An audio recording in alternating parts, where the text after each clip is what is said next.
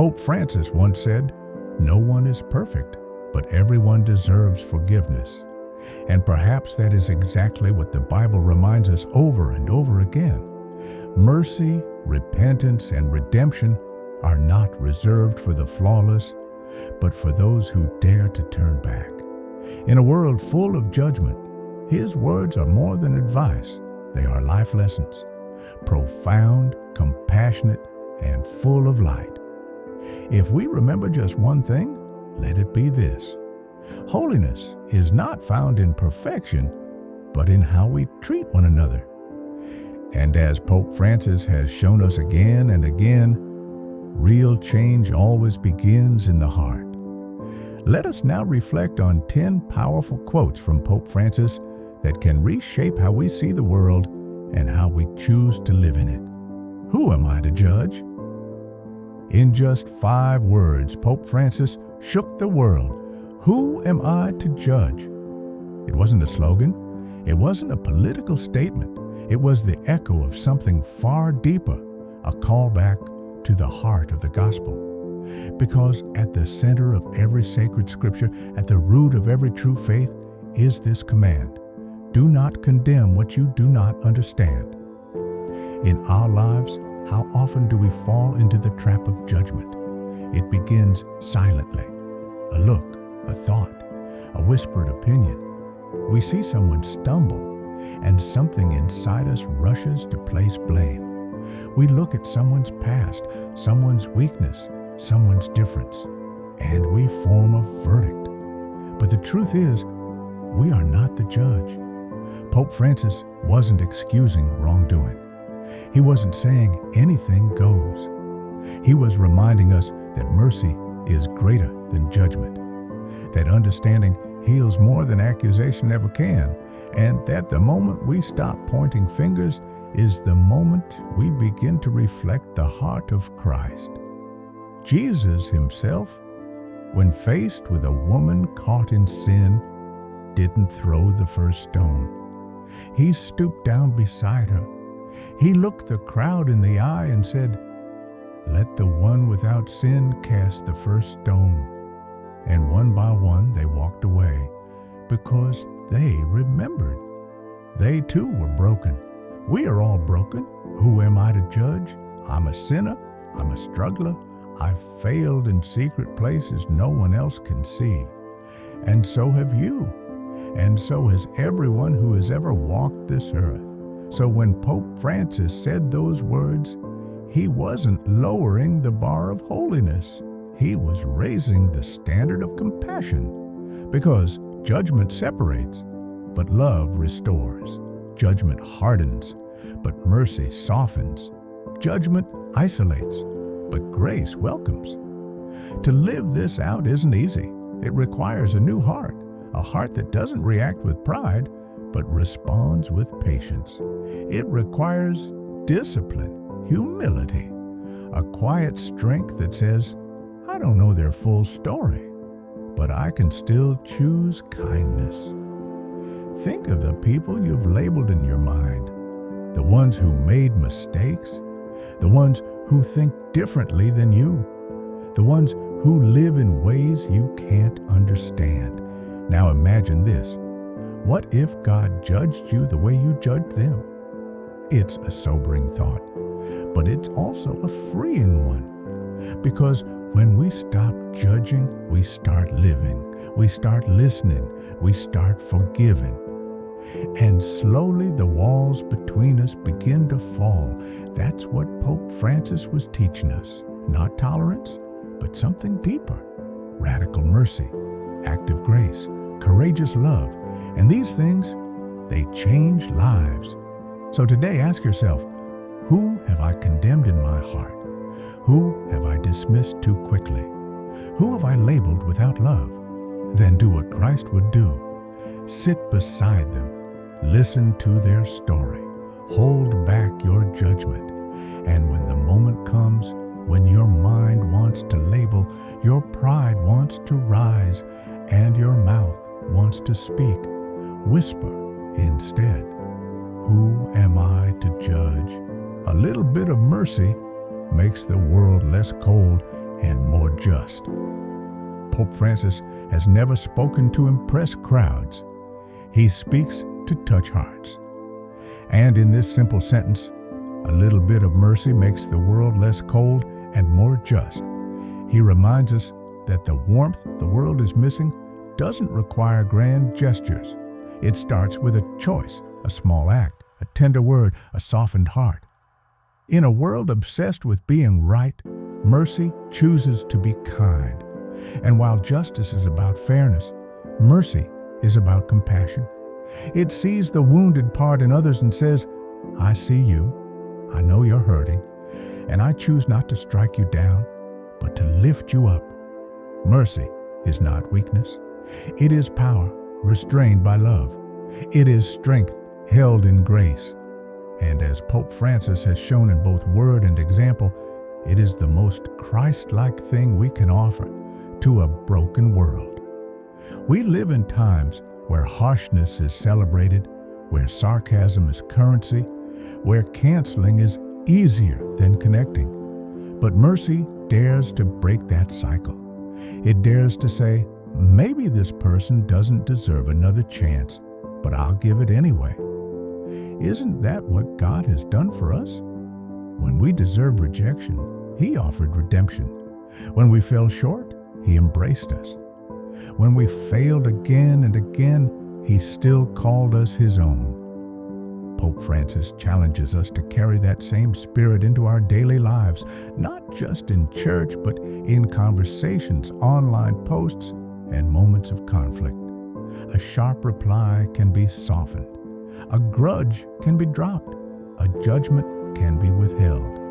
Not because the other person is always right, but because mercy is. Imagine a world where people pause to offer grace instead of offense. Imagine homes where apologies came quicker and forgiveness came easier. Imagine families restored, friendships healed, and strangers welcomed, all because someone chose mercy. That choice begins with us, with one person, one moment, one act. So the next time you're tempted to lash out, to walk away, to harden your heart, remember Pope Francis' words. A little bit of mercy makes the world less cold and more just. And that little bit, it could start with you. The world tells us to seek success, power, and money. God tells us to seek humility, service, and love. We live in a world that rewards the loudest voice, the biggest bank account, and the fastest climb to the top. From a young age, we're taught that success means visibility, applause, and control. But Pope Francis, like the gospel itself, calls us to a different kind of greatness. The world tells us to seek success, power, and money. God tells us to seek humility, service, and love.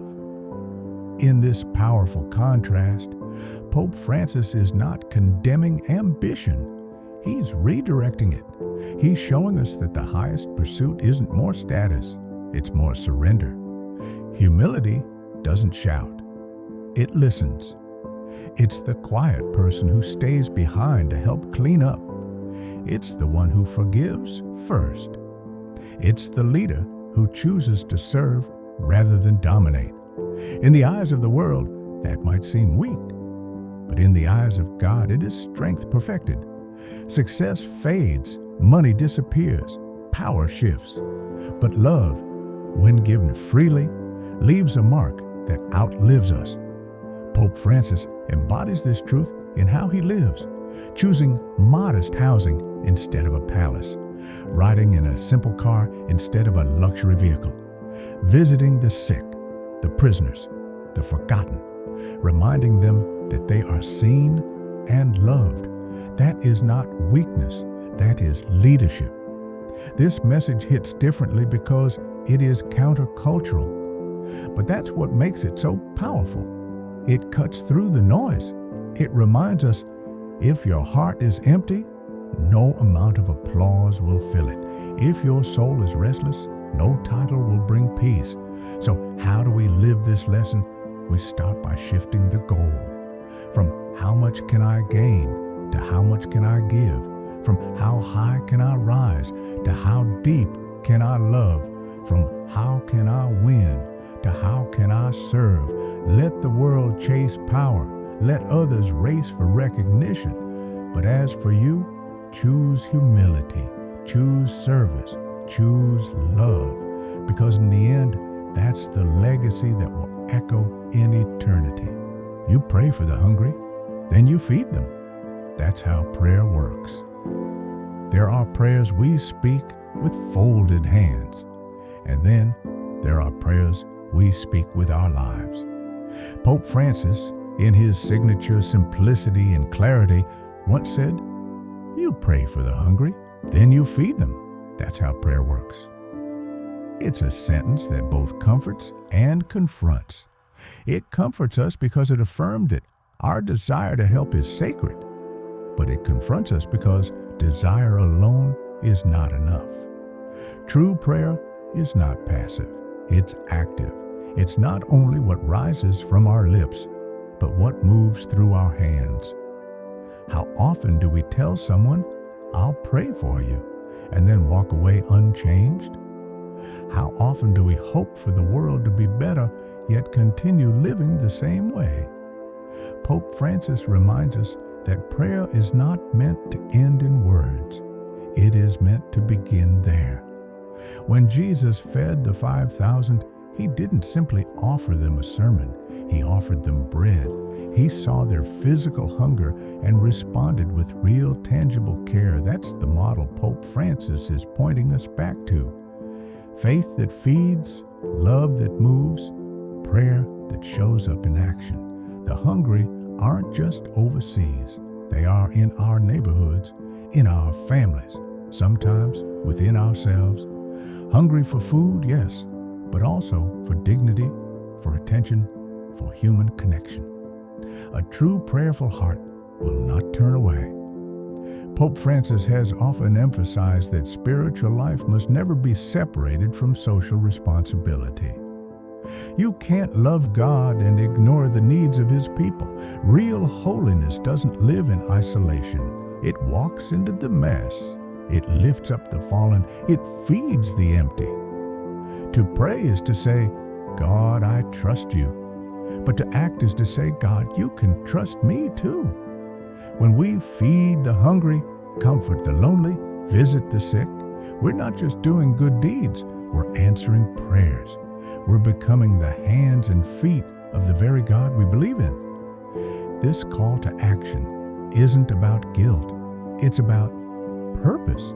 It's about discovering that the deepest joy comes not from what we receive, but from what we give. Feeding others physically, emotionally, spiritually becomes a form of worship. Pope Francis' words remind us that prayer isn't just a whisper to heaven. It's a commitment on earth. So today, don't just pray for someone in need. Be the answer to that prayer. Look around. Ask yourself, who is hungry in my world? Who needs a word, a hand, a meal, a moment of presence? Then take the step. Feed them, love them, serve them, because that is how prayer truly works. Part 5. The world tells us to seek success, power, and money. God tells us to seek humility, service, and love. In nearly every corner of our culture, success is measured by what you have, not who you are. From billboards to business books, we are told to chase more status, more influence, more money. But Pope Francis offers a radically different call. The world tells us to seek success, power, and money. God tells us to seek humility, service, and love. This contrast isn't just poetic, it's prophetic, because the path that God calls us to walk is often the one least traveled. It doesn't shine in the spotlight. It bends low to lift others. It gives without needing to be noticed. Pope Francis, in both his teachings and his personal choices, has lived out this reversal. From choosing a modest apartment over the papal palace to embracing the sick and forgotten on the streets, His life tells us something important. True greatness comes not from how high you climb, but how deeply you love. Humility doesn't mean thinking less of yourself. It means thinking of yourself less. It means showing up to serve, not to be served. It means recognizing that every person you meet is carrying a story you don't see, and that the smallest act of kindness can have eternal impact. Service isn't glamorous. There are no awards for washing dishes or listening to someone who just needs to talk. But that's exactly where love lives. In the unnoticed spaces, the quiet acts, the sacrifices no one applauds. And love is the currency of heaven, not accomplishments, not trophies. Love.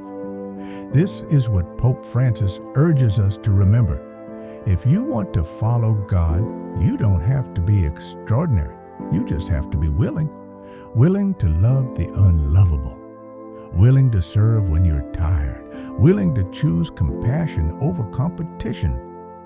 So, the next time the world tells you to chase the spotlight, remember, the light of Christ doesn't always shine from a stage. It shines through the heart that serves in silence. And when the noise of power and money grows loud, quiet your soul and ask, am I choosing what matters most? Am I living for myself or for something greater? Because in the end, the humble will be exalted, the servants will be remembered, and love will be the only legacy that truly lasts. It is not progressive to try to resolve problems by eliminating a human life. There are moments when truth is not comfortable, but it is necessary. Pope Francis, known for his compassion, also speaks boldly when it comes to the dignity of life. His words, "It is not progressive to try to resolve problems by eliminating a human life," call us to a deeper understanding of what progress really means.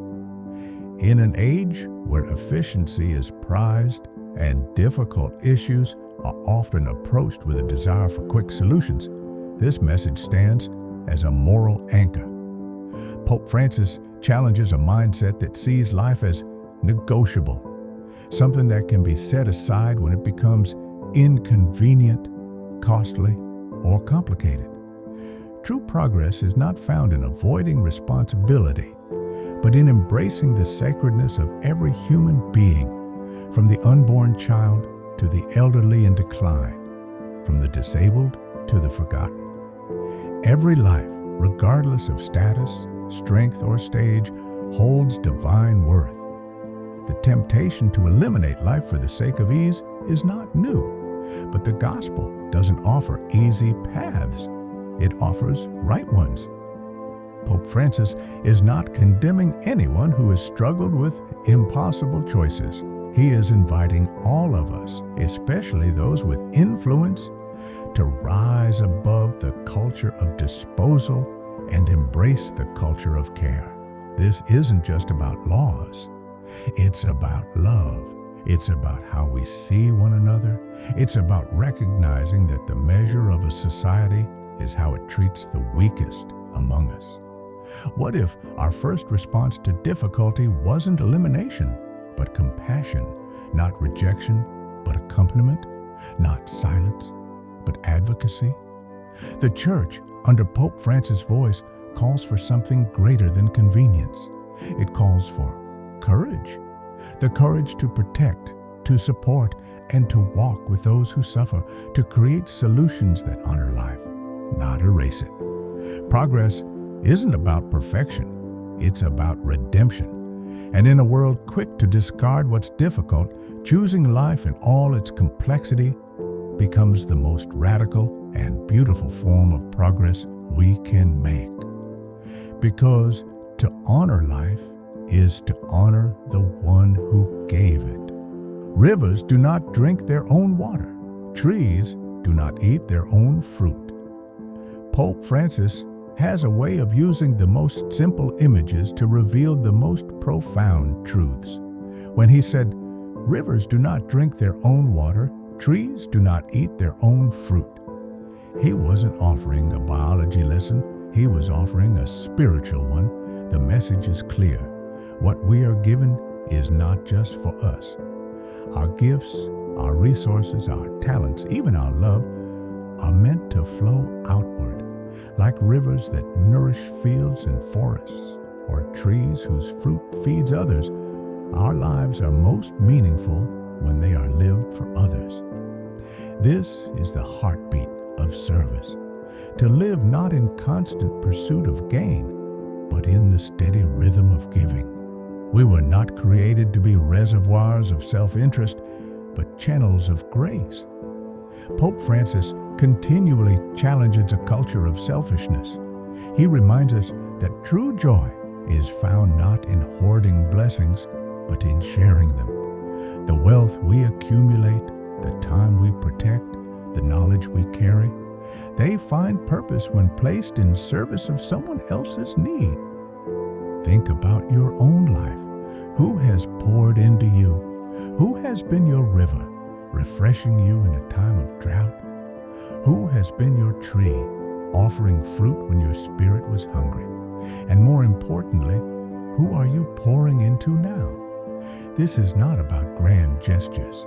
Sometimes the most powerful fruit we offer comes in quiet ways: a listening ear, a helping hand, a consistent presence. Small sacrifices can nourish lives in ways we'll never fully see. The world may preach self-preservation, but the gospel teaches self-giving. Pope Francis echoes that truth. Our lives are not meant to end with ourselves. They are meant to overflow. So the next time you find yourself clinging tightly to what you have, your time, your energy, your resources, remember the river. Remember the tree. They thrive not because they keep what they receive, but because they give it away. And in doing so, they bring life to the world around them. So can you. To change the world, we must be good to those who cannot repay us. There is a certain kind of goodness that expects something in return: praise, attention, favors. But Pope Francis calls us to something greater: goodness with no strings attached. To change the world, we must be good to those who cannot repay us. It's a simple sentence, yet it turns our entire understanding of generosity upside down. True goodness is not transactional. It is transformative. It doesn't calculate worth. It recognizes dignity. When we serve those who have nothing to offer back, our actions become pure, untainted by ego or reward. Pope Francis has often visited the forgotten corners of society: the poor, the imprisoned, the sick, not for show, but to affirm their value. He shows us that kindness should not be reserved for those who can benefit us, but extended especially to those who cannot.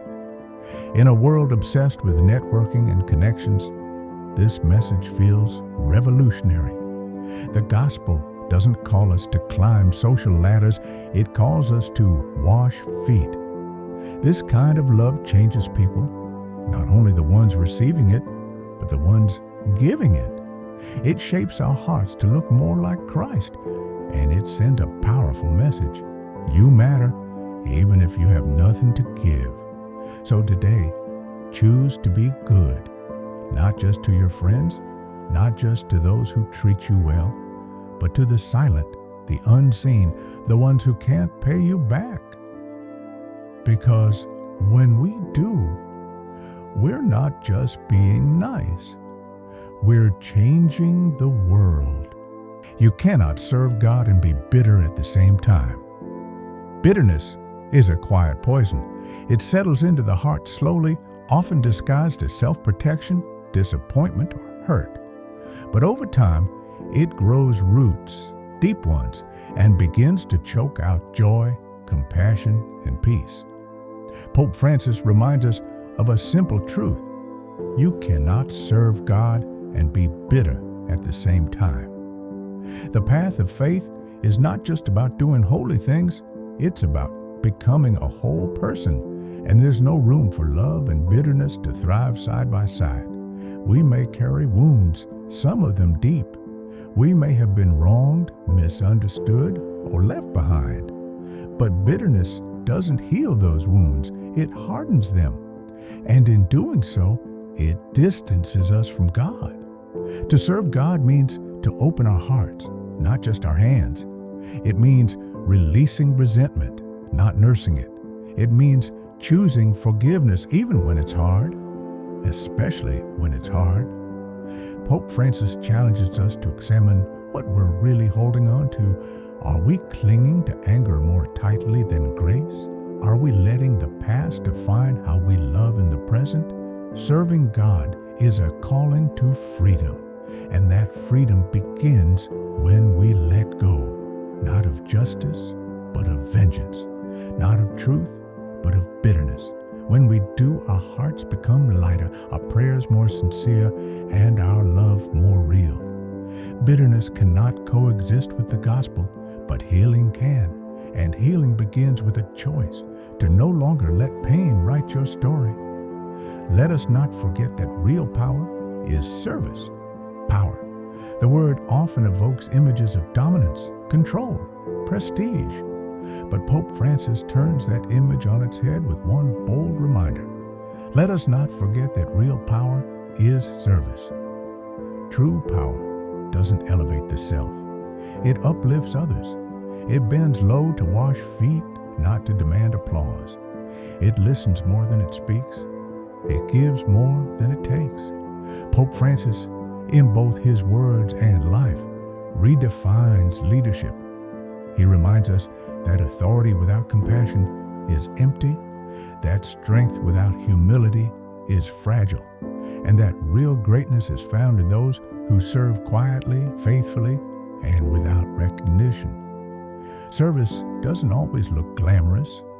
Sometimes it means doing the unnoticed tasks, making space for others, putting someone else's needs before your own. But in the eyes of heaven, these are the moments of highest honor. Jesus showed us this path first, not by ruling from a throne, but by kneeling with a towel. And Pope Francis continues that example, urging us to remember that love, not power, is the currency of God's kingdom. So what does service look like for you today? Maybe it's helping someone who can't help back. Maybe it's choosing patience when frustration feels easier. Maybe it's stepping aside so someone else can shine. Whatever it is, know this: every act of service, no matter how small, is a reflection of divine strength, because real power doesn't shout, it serves. In a world often driven by pride, division, and noise, the voice of Pope Francis calls us back to something quieter and far more powerful: compassion, humility, and mercy. His words are not just teachings, they are invitations to see differently, to love more deeply, to live with purpose rooted in faith. If we remember just one thing, let it be this: holiness is not found in perfection, but in how we treat one another. And as Pope Francis has shown us again and again, real change always begins in the heart. Let us carry these lessons not as quotes to admire, but as truths to live, with courage, with grace, and above all with love,